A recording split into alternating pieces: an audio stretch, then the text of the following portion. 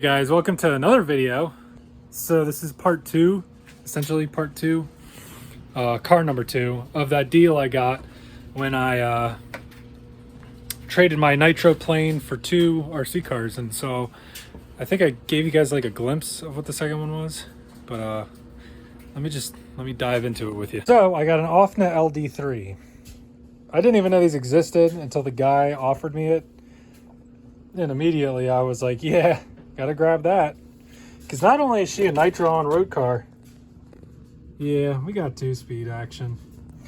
So I don't know how long this has been sitting for. Looks like it's been well used. So I'm gonna pull the motor out, go through that, just like I do with all my cars, and check all the seals, gaskets, you know, the whole 9 yards.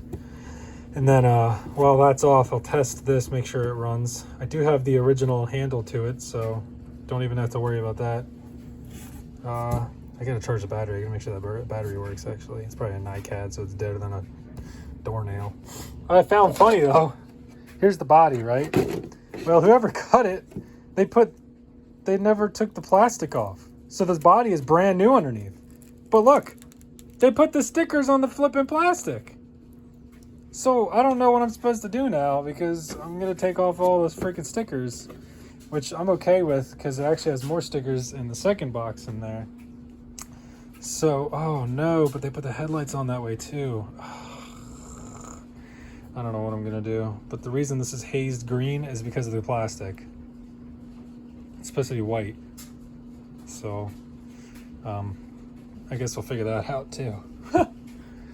Anyway, it came with its carrying tote, OFNA carrying tote, and a box of parts that I don't even think are to this car, if I'm looking at it right. Yeah, they're definitely not to this car. I'm not sure what they're even to. I think maybe the control, he has like one aluminum control arm that he gave me, but other than that, I'm pretty sure the other pieces he gave me were just some like off-brand. So anyway, let's dive into this thing, huh?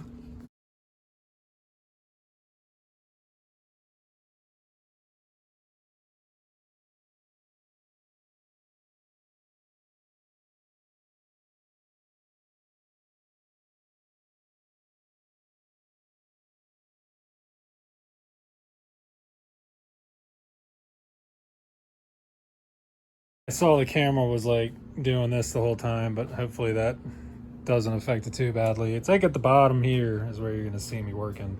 Anyway, what I was doing was sticking this on some wax paper, by the way. The stickers, you stick them on wax paper, and whatever adhesive came off with it isn't going to stick to the wax paper. It's just going to kind of rest there and not have any dust or anything build up on it. And then you just take it and smack it back down, take some heat to it, and you can kind of bring that adhesive back around. But you can see some edges are still peeling, but they were peeling before I did this with that plastic stuff on. I didn't even bother taking the windows off because honestly, like you can see right there, it's still behind the windows.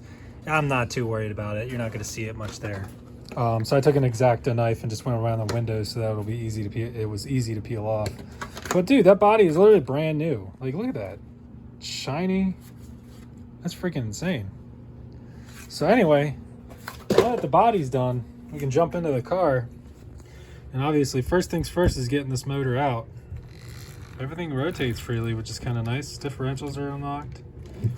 I don't know if this has adjustable differentials like the NTC or not, but this thing reminds me almost identical to the NTC. I mean, it's like super similar. So, which makes me happy because the NTC is a freaking great car. But this thing's got to be, I mean, this has got to be washed. Like, this dude must have ran this thing in friggin' the woods or something. What is that? Anyway, let's just dive into some cleaning and removing the engine.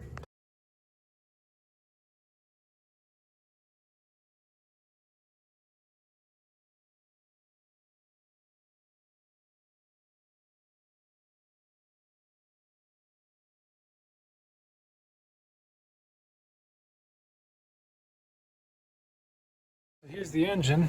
Let's get the starter pulled off. See if the starter spins over. Unlock the engine.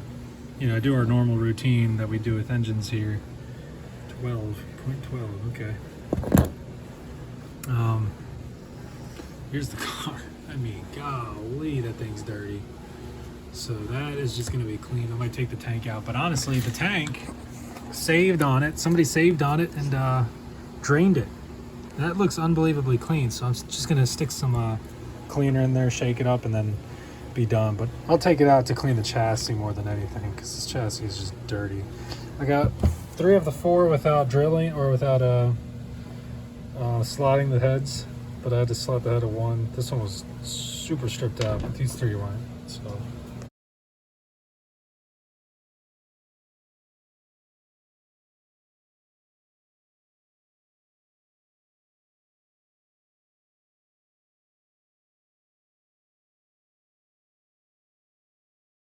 So this doesn't happen often, but that is an extremely clean inside motor, no oil buildup, and it has insane compression and rolls over without any resistance. Like, obviously resistance from compression, it's got a lot of compression, but other than that, it's smooth. So I'm not even gonna take this apart, because if I do, I probably will ruin seals or something. So I think I'm gonna take the mounts off just to clean inside the rails, as you can see, and just throw this thing with some degreaser. And then I will take the carb apart because that's locked up. That's not sliding. So I'm gonna take the carb apart, but the block, I mean the long block, is completely good to go. I got the starter off and we'll test it. I gotta charge the little thing that goes into there. So, and then we'll test that off of the engine. And I am going to soak this down with some lubricant, some WD-40, and just let it sit so that it gets into those bearings. But it spins freely. This is crazy. I don't even have to do that much work to it. Hopefully the clutch is good, and we'll find that out when we throw it in the car. Okay, so this thing's just surprising me. The carb just started moving when I put some WD on. I'm telling you, it would not move. It's been soaking in WD for maybe 30 seconds, and it is just free moving. So I am just going to take off the high-speed needle where the fuel and the mid-range needle, well, you know, where the fuel goes into and then it goes in, you know what I'm saying. And just make sure that the fuel that was in there isn't gummed up or anything. But I'm going to be honest, I feel like I could just fire this thing right off. So anyway, I'm going to dump some more WD down the yap and get this thing to just soak in some cleaner. Soak in some cleaner, that's it. Guys, I'm jumping around here. I got the car cleaned. Looks great. Everything looks perfect on it. So I jumped around and had an extra battery, 7.4 volt, that was laying around, and I just put the end on it that goes to the starter. I cleaned up some of this, and so now when I do, okay. Now, looks like I'm freaking have a bomb in my hand. Check that out, watch. Ready to run.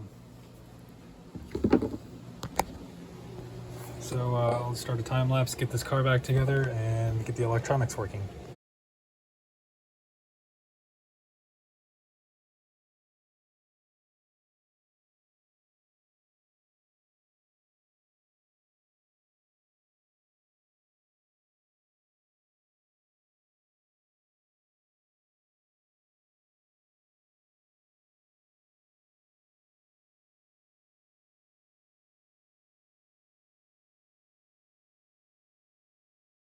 There you have it, guys.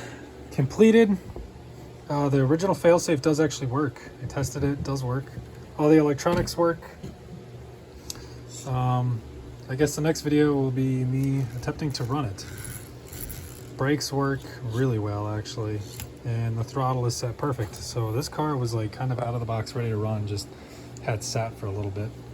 Even have the original starter for it, kind of mocked up like a bomb, but all right, so next video will be the debut of the OFNA LD3. Stay tuned until next time. See you guys.